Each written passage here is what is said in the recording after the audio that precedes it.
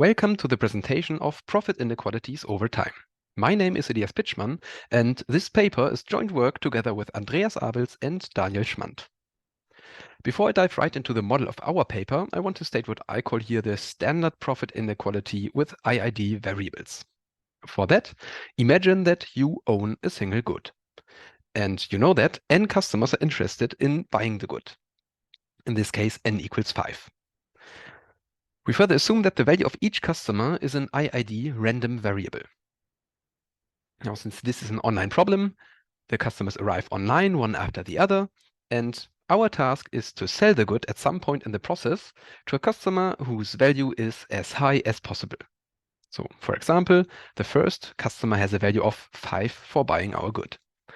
Now, since we know the distribution, the value distribution, which is the same for every customer independently, we might at this point hope that there will be a better value than 5 in the future and thus reject the offer of the first customer irrevocably.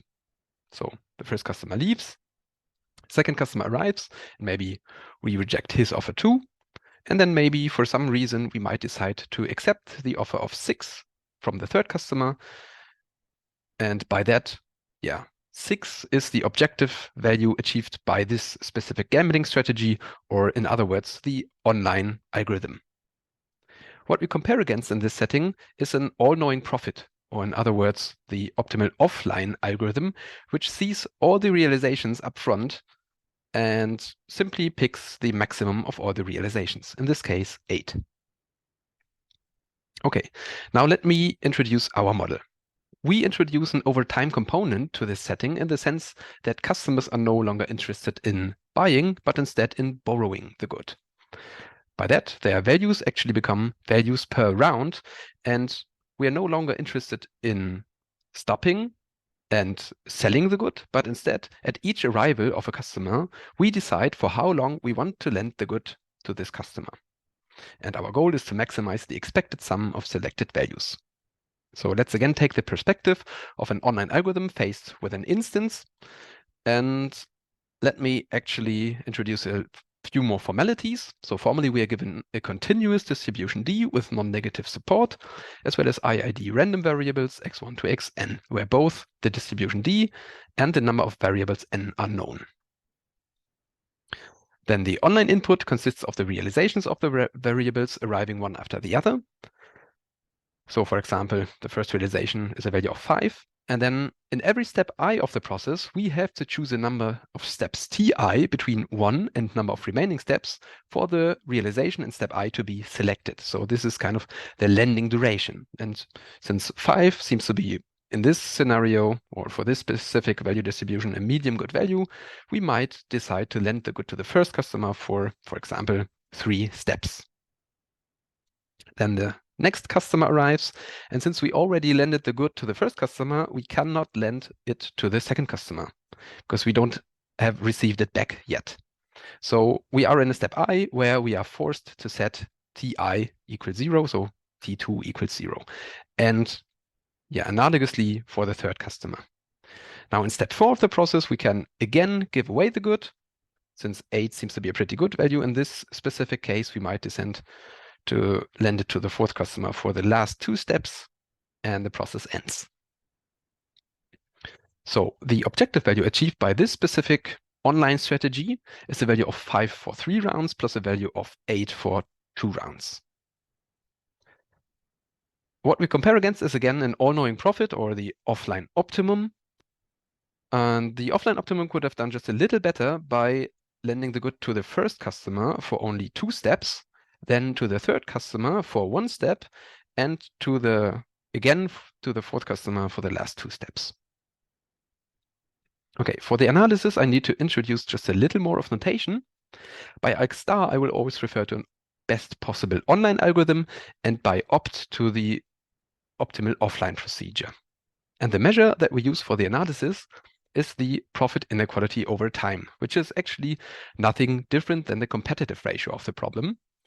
So this is the greatest value alpha, such that for all possible inputs, the expected revenue of the optimal online algorithm is guaranteed to be at least an alpha fraction of the optimal revenue or optimal expected revenue of the optimal offline procedure.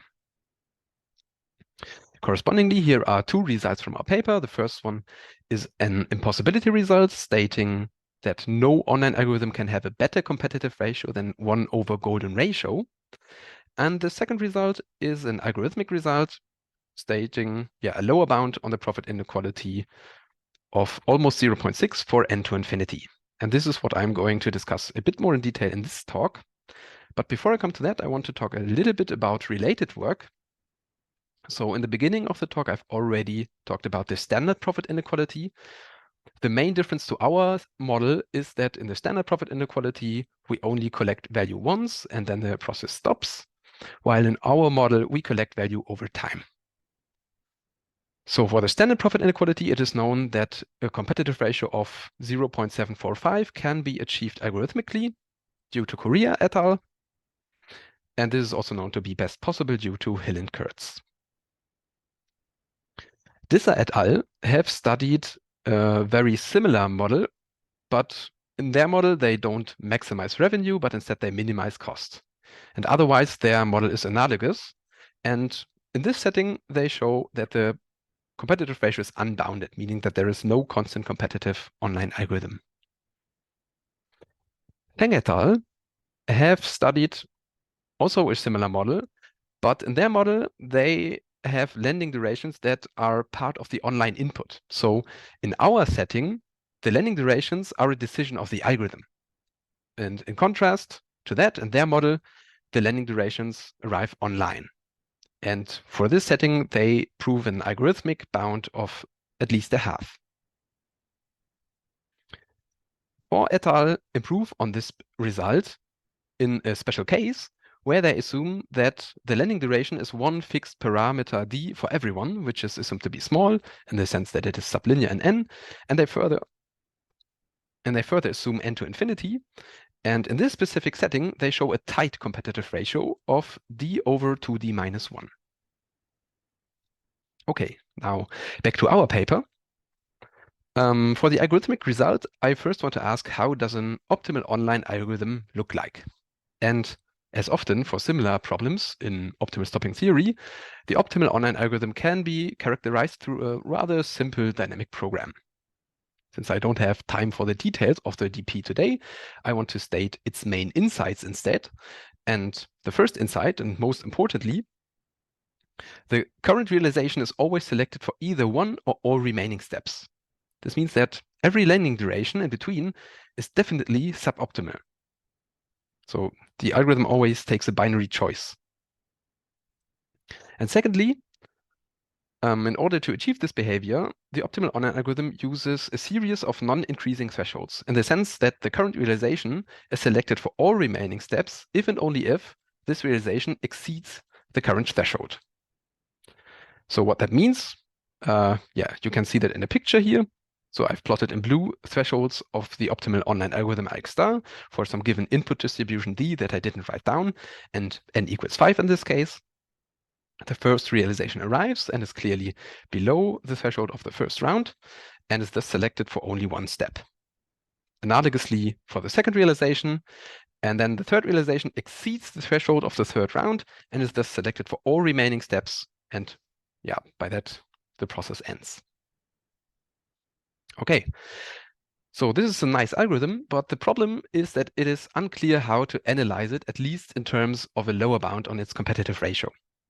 So what we do instead is we design our own online algorithm. And the main idea for our own algorithm is to mimic the behavior of the optimal online algorithm, in the sense that we choose a similar behavior and we also choose a sequence of non-increasing thresholds, but we choose the thresholds a little differently. And we need one more technical key ingredient for that, namely quantiles. So here's the definition. The p quantile for a given distribution is the value delta p, such that the probability of drawing a value x from the distribution, which is smaller or equal to delta p, is exactly p. So what we do now is for every step I of the process, we define some probability p of I, and then we define as threshold in step I exactly the p of I quantile. So this is our online algorithm ONDL.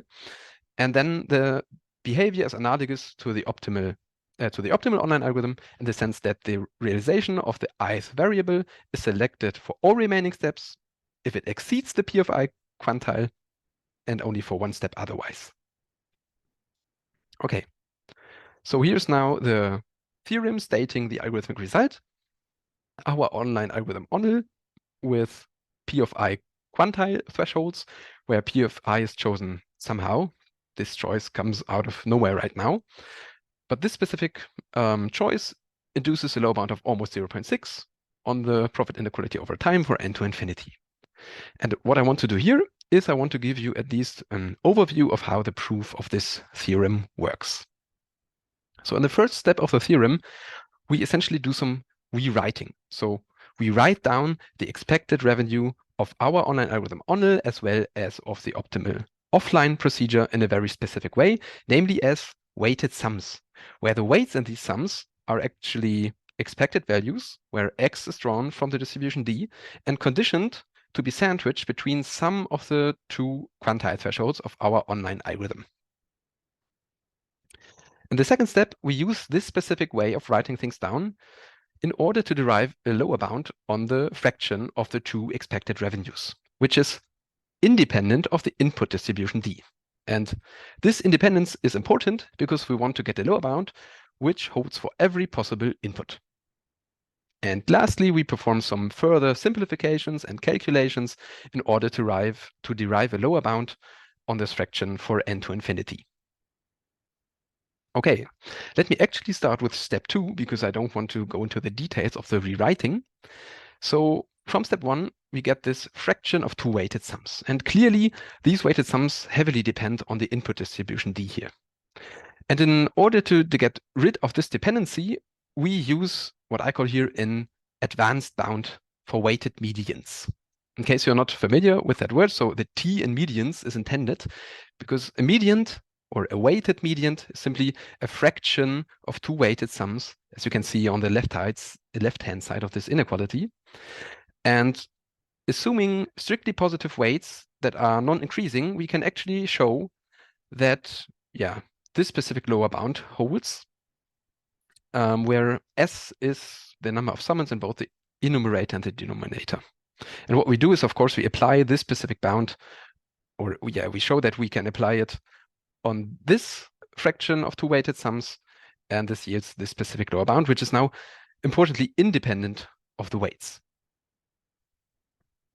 Okay, recall that alpha k and alpha k star came from the rewriting in step 1, and they heavily depend on the choice of P of I, where P of I was the probability to draw a value in step I below the threshold in step I, because we defined the threshold in step I to be the P of I quantile. So this was P of I.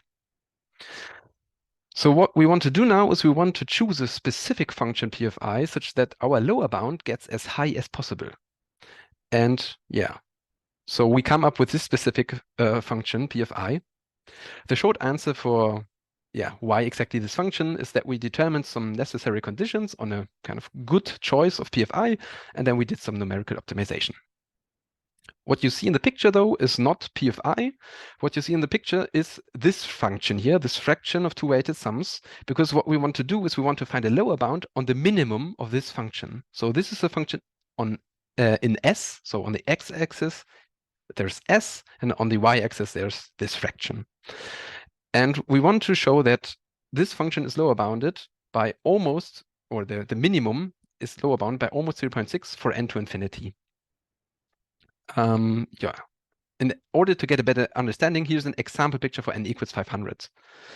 And we can see that already for n equals 500, the minimum of this function is at almost 0.6, and it is attained on the very far left, and it's also attained at the very far right. So there's some jumping happening in the function here, but the crucial point is the point on the bottom right corner, because we can see that the minimum is at approximately almost 0.6.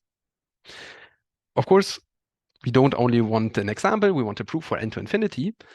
And in order to calculate a minimum for n to infinity, we need simpler functions. So we perform some simplifications, and we come up with a simpler bound, which you can see in orange here, which is indeed the lower bound, but which is not so exact for n equals 500. It turns out, though, that for n to infinity, this lower bound is asymptotically exact almost everywhere, and especially it preserves the values of the minima at almost 0.6. Okay, and what we do then is we perform some even further simplifications for the calculations, the segmentation of the function, etc., in order to be able to derive a lower bound on this orange function, or the minimum of this orange function for n to infinity of almost 0.6. Okay, let me summarize.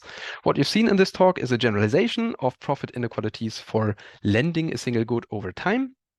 We have seen, or we have discussed in more detail, the algorithmic result of almost 0.6 as a bound on the profit inequality or the competitive ratio for n to infinity. And we've also at least shortly seen the impossibility result of 1 over golden ratio. One thing that I haven't talked about yet, but that I like to include on the final slide is this further takeaway. Maybe you've seen for other problems in optimal stopping theory that there are sometimes optimal online algorithms that use only one single threshold. And we show that this is not the case for our problem. So for our problem, we show that single threshold online algorithms perform significantly worse than multi-threshold strategies. With that, I conclude my talk. Thank you very much for listening.